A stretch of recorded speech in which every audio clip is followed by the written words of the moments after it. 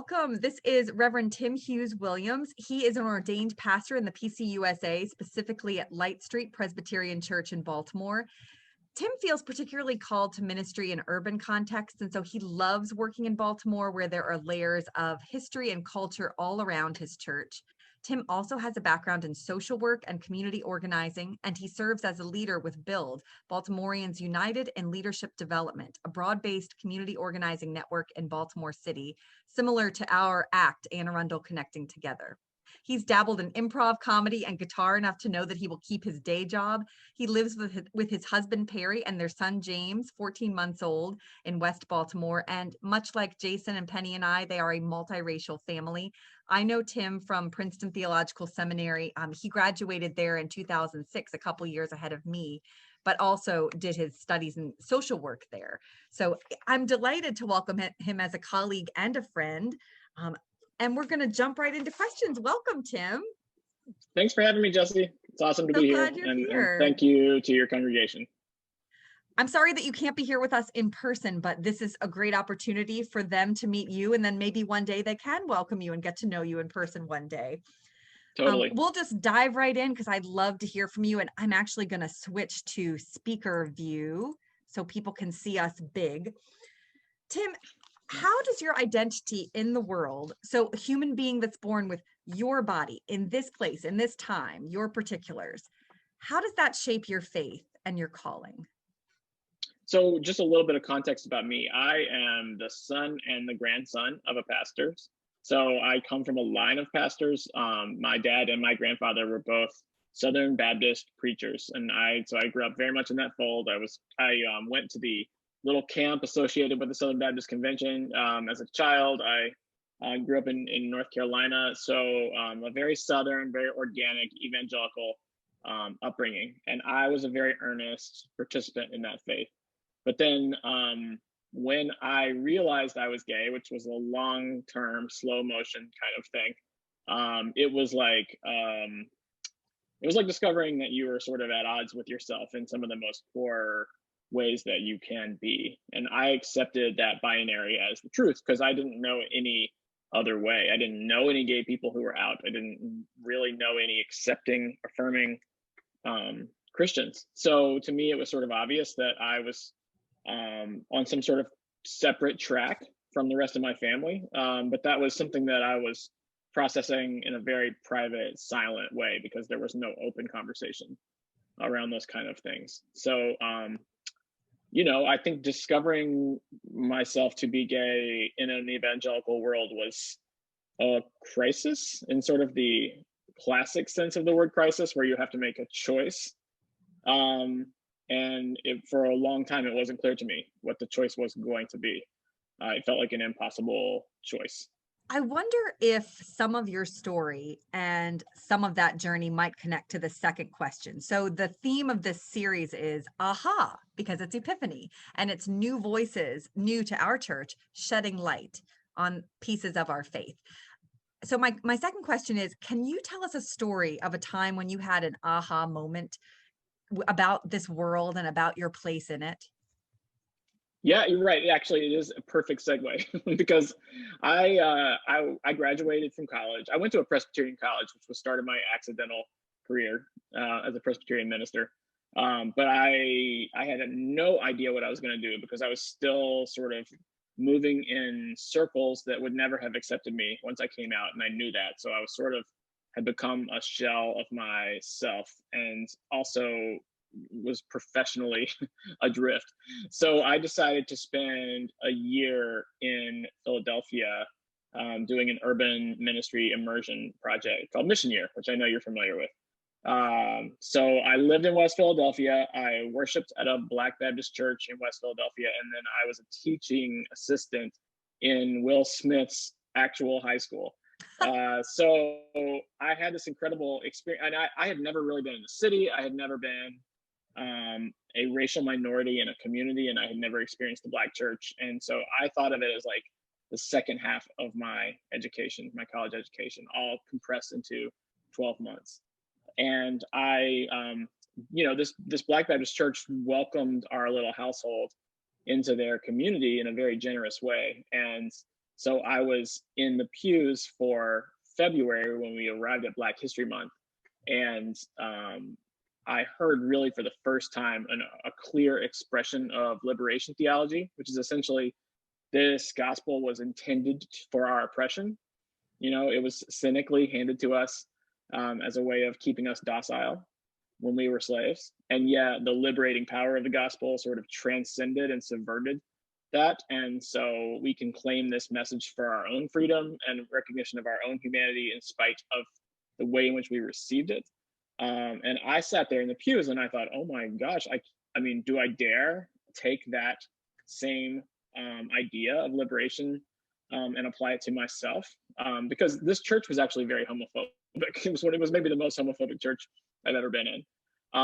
And so the irony of me sort of receiving this piece of very good news from their pulpit during Black History Month, it was a lot to unpack and very confusing, but also very, it was explosive. Like I had a sudden renewal of passion for the idea of the gospel. That's what I like about the season of Epiphany. I love that whole ethos of like, we're just always being startled by this path and this messenger and this message that we didn't expect to hear. Yeah. Yeah. I mean, it's the same as the idea that Jesus is born every year. Right. is crazy unless you think of yourself as constantly sort of arriving, you know? Yes, absolutely. Right. And really getting to know the completely different vantage points from which everyone came to him. The people around the nativity set, the people throughout his ministry, like people connecting with Jesus, but yet they are wildly, wildly different people, and different things brought them there, and they interpreted him in completely different ways. Right. Yeah. So that actually is kind of a good segue to my next question. I'm asking everybody in these dialogue sermons the same questions, but of course the answers might be very different. You and I both serve churches in Baltimore Presbytery, the PCUSA, majority white churches, but there's still a lot of differences there beyond what everyone could see on the outset. I'm wondering, what do you want, you personally, what do you want majority white Protestant churches to be thinking about and talking about right now? That's such a good and hard question. And you know, when we were talking before this conversation, I sort of was saying I've kind of only ever been a member of majority white congregations, and so I feel like the question is really what should I be doing? What should you be doing? What should we be doing? What we've done at Light Street is we actually have the original handwritten minutes from the session of our church locked in a safe here in our building. And so our team has been reviewing all of the minutes from session from the beginning to see what was going on, because our church was located 2 blocks from the Inner Harbor 10 years before the Civil War. So when the slave ships were coming into the Inner Harbor and people's bodies were being sold right there, our church was having worship services there. And it's really hard to figure out exactly what was going on or where the church stood. And I'm afraid that the answer that seems most likely is that the church was just trying to stay out of it, probably because they had slave owning people either in the congregation or they were doing business with people who were slave owning people. And so there was a sort of a don't ask, don't tell. But it's not mentioned. The Civil War is not mentioned in the minutes. The slave trade is not mentioned in the minutes. It's as though it was never happening. And then one member of our church started looking into the broader situation in Federal Hill. And we found out that the last active slave pen in Baltimore City, which was located exactly where the statue of Babe Ruth is, outside of Camden Yards, that's where the last active slave pen was. And the owner of that slave pen lived next door to our church. It turns out that, you know, that neighborhood where that slave pen was became the Sharp Leadenhall neighborhood, which is a historic African-American neighborhood in Baltimore City, but they eventually acquisitioned large portions of that neighborhood to build the stadiums. So where Camden Yards is, where the Ravens Stadium are, that's formerly Sharp Leadenhall. And the neighborhood has gotten smaller and smaller, and now it's predominantly public housing. And people, when they say Sharp Leadenhall, they mean the public housing, as though there wasn't this whole neighborhood that is now sort of a recreational site for the whole city. And so the people who live in Federal Hill just sort of walk through Sola Gibbs Park, make their way through Sharp Leadenhall without even knowing that they're passing into another neighborhood to go and watch football games at M&T Stadium. And so what we decided that we needed to do was start listening to the residents of Sharp Leadenhall. And we've been delivering food every other week since March, because that was an immediate and urgent need. But we've been having house meetings and talking to residents and trying to figure out what we can do right now that is related to this history. You know, it's sort of overwhelming to think about the history, but for us, it's just started with trying to be neighbors in the present tense with the people who are in our community and following the trail that appears there. So I'm hopeful that we're actually going to be able to connect the book studies to the history to this present moment in Sharp Leadenhall. The rec center in that park closed in September for COVID, but there's no plan to reopen it. And so we're starting to have conversations around how can we ensure that that rec center gets funded, and would the casino, which is right next door, or this Raven Stadium or the Canterbury Yards be able to contribute some money to keep this rec center open in this land that has been just like historically neglected. And it was tempting to think we were done after we drafted a statement, and it was tempting to think we were done after we finished the book study, and it was tempting to think we were done when we finished the racial history. But we would have gone that far without knowing that the rec center closed 3 blocks away from our building, and that would have been tragic, you know. And so we're just trying to take it one step at a time and make connections where they need to be made, and be brave when we need to be brave. It was a big learning for us because the church has always been sort of proud of its progressive stances on racial justice, and discovering that those racial stances were adopted maybe 20 years ago without a whole lot of exploration of the 125 years that came before that. And that history, unexamined history, continues to act upon us. And so you can't just write a statement and be proud of it without fully examining the larger picture.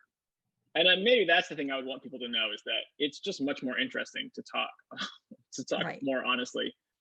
And my biggest reservation about becoming a pastor was that it was going to sort of silo me away from my own humanity. Like, it's really hard to be a fully realized person as a pastor. Mm-hmm. And sometimes I feel like my gay identity is sort of a pathway back to a more authentic conversation about shared humanity, which is part of the reason why I chose this text. I love that. The scripture text, you mean? Perfect. Thanks for that segue. Thanks, Tim. No problem. So can you tell us about a scripture that uplifts you, emboldens you for these times that we're living in? Well, I mean, I just want to read a little bit of this. I know you've already heard it, but sure. Like, in light of this conversation that we're having, every person entering life, he brings into light. He was in the world, and the world was there through him, and yet the world didn't even notice. He came to his own people, but they didn't want him. But whoever did want him, whoever believed he was who he claimed and would do what he said, he made to be their true selves. That's just, to me, that just keeps giving and giving. It is a unique experience of the LGBTQ community to be born into a family that is not like you. You know, it is different from being a racial minority. Having to sort of discover that your chosen family exists outside your biological family is really hard. And so the idea of a truth teller, a life giver, who was rejected by his own people, but then sort of persevered to build a beloved community of people that is rooted in love and justice and solidarity with the poor. That is just so inspiring to me. But also the idea of the incarnation as an invitation to be born into your true self. The idea that, you know, you rather than just sort of staying up in the clouds, you sort of choose to be in your body with all of the implications of that. That's the model that God sort of laid out for us.